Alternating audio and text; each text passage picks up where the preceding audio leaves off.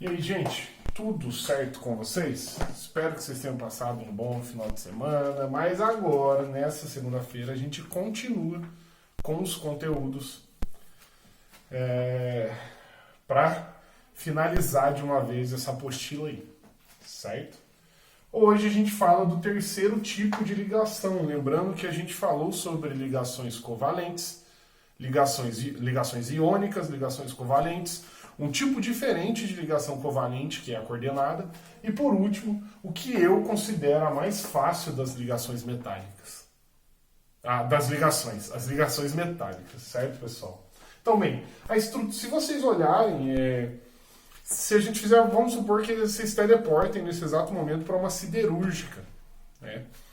Lá vocês vão encontrar chapas e barras e lingotes enormes, ou pequenos mesmo, de ferro.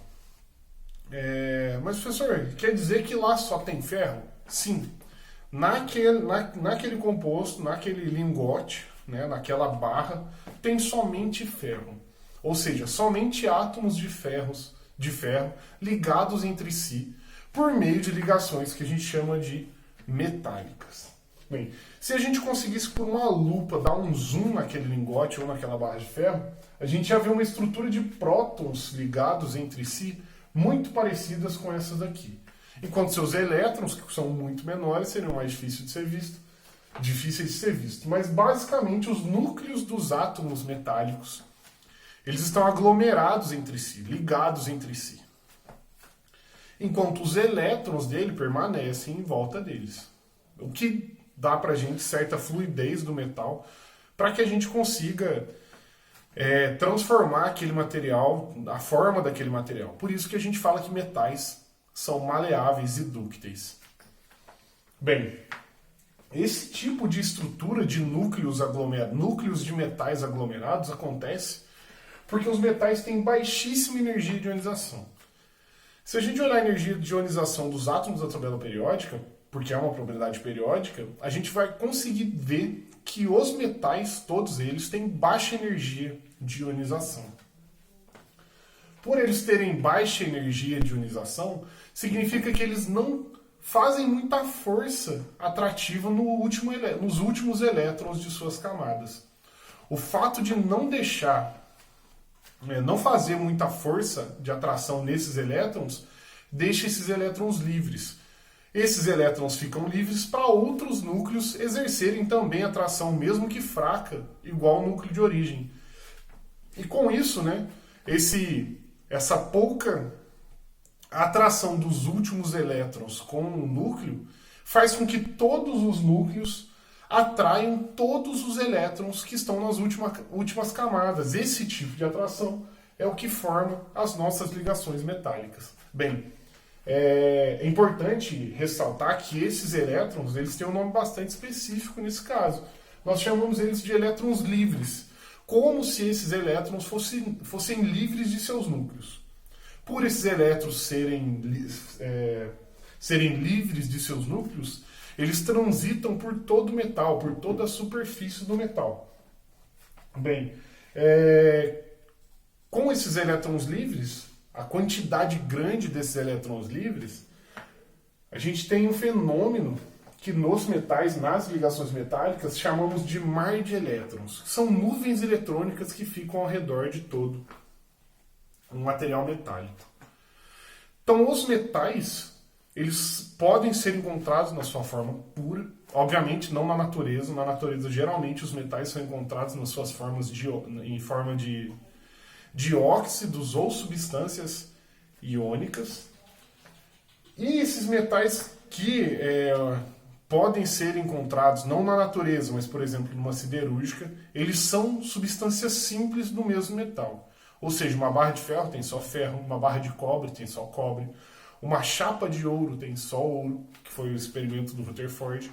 E o tipo de ligação que os átomos fazem nesse tipo de material, nesse tipo de substância simples metálica, são as ligações metálicas, que acontecem em decorrência desse elétron livre que aparece por causa da baixa energia de ionização dos metais. Esse mar de elétrons ele explica muita coisa. Por exemplo, os metais serem maleáveis acontece porque, devido a esse espaço que existe entre os núcleos, mesmo com a ligação, eu consigo remodelar esses núcleos de maneira com que eu consiga formar de um lingote de ferro para uma barra de ferro, para uma chapa de ferro, para um fio de ferro, por exemplo. Eu consigo trabalhar na forma desse material. O mar de elétrons também explica porque metais eles são excelentes condutores de eletricidade. Corrente elétrica é movimento ordenado de elétrons. Se eu tenho uma grande quantidade de elétrons, obviamente eu consigo passar muita corrente elétrica por aquele material. A mesma coisa para energia térmica, para calor. Esses elétrons, né, esse grande movimento desordenado todo do mar de elétrons, ele consegue explicar o porquê metais são excelentes condutores de calor e de eletricidade também. Certo? Por último, para fechar essa aula que é curtinha, a gente fala das ligas metálicas. Cuidado! Ligações metálicas não são iguais ligas metálicas. As ligas metálicas elas aparecem quando a gente tem uma mistura sólida. Então eu estou pegando dois sólidos e misturando eles, certo? Geralmente a gente diz que um metal principal ele é misturado a outro metal. E o objetivo de se fazer isso é adquirir características dos dois metais. O ferro, por exemplo, ele é muito mole, ele é muito maleável. E ele oxida muito fácil. Ele é muito reativo, o ferro.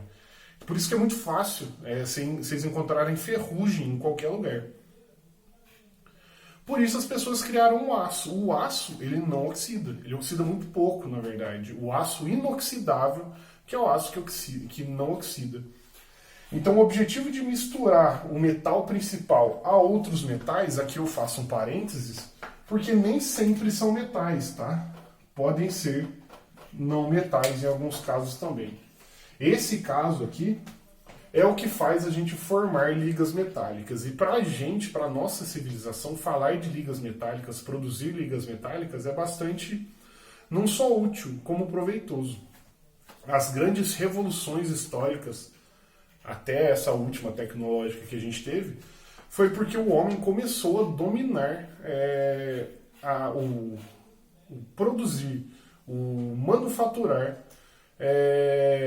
produtos de origem metálica, né? Então o homem começou a caçar porque ele conseguiu moldar um metal, por exemplo, na ponta de uma lança.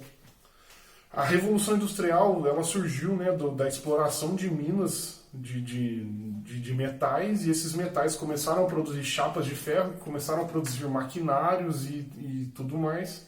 Né? Então, falar sobre metais e ligas metálicas é a mesma coisa que falar um pouco da história do desenvolvimento da humanidade. Então são misturas sólidas, onde eu tenho um metal principal misturado a outro tipo de elemento, geralmente metais, mas também existem não metais. E algumas dessas ligas metálicas são bastante famosas. O aço mesmo.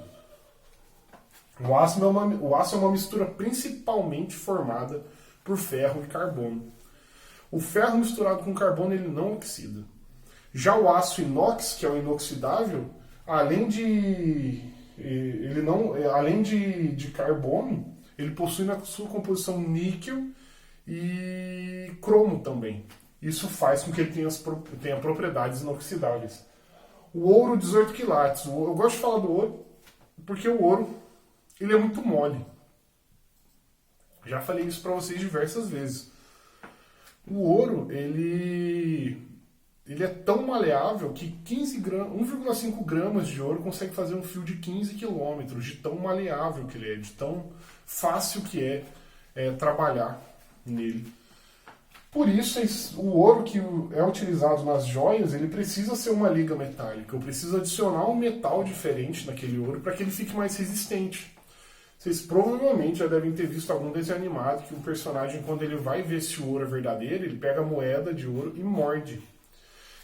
O ouro é tão mole, o ouro verdadeiro é tão mole que quando você morde ele e o seu dente marca aquele ouro, a gente está falando de uma moeda verdadeira. Por isso, é extremamente importante misturar esse ouro a outros elementos. O ouro 18 quilates, ele tem cobre e prata na sua composição. O ouro 18 quilates ele tem 75% de ouro, 12,5% de prata e 12,5% de cobre também.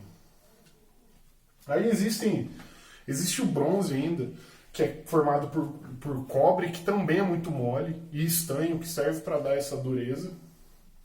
E a amálgama, né? Antes se falava muito em amálgama, que é uma mistura que varia, mas normalmente o mais comum de se falar é uma mistura de prata com mercúrio, tá bom? E a amálgama, antes se falava muito dela porque ela fazia a massinha preta das obturações. Eu não sei se vocês vão conseguir ver, vou tentar mostrar na câmera. Nossa, eu tenho obturação preta, porque a massinha que formou a minha obturação é de amálgama. Eu vou tentar mostrar aqui, ó. Ai, eles não gostam de nojo. Espero que vocês tenham conseguido ver. Antigamente aparecia muita amálgama na obturação do pessoal. Hoje em dia já é usado uma resininha branca que não aparece. O último dente que eu precisei obturar na minha infância já era essa resina branca. Então eu tenho velha resina. então eu tenho 3 obturações que são escuras porque eram feitas de amálgama e uma obturação que é clarinha, que é da resina. A resina que não é uma mistura metálica, pelo que eu saiba, né? Preciso me aprofundar mais nisso. Certo, pessoal? Com isso tudo a gente termina de falar de todas as ligações e especificamente da liga metálica. Com isso vocês têm aí uma quantidadezinha boa de exercícios para a gente fazer durante as semanas que se seguirem. Espero aí que a gente tenha uma boa semana e até sexta-feira.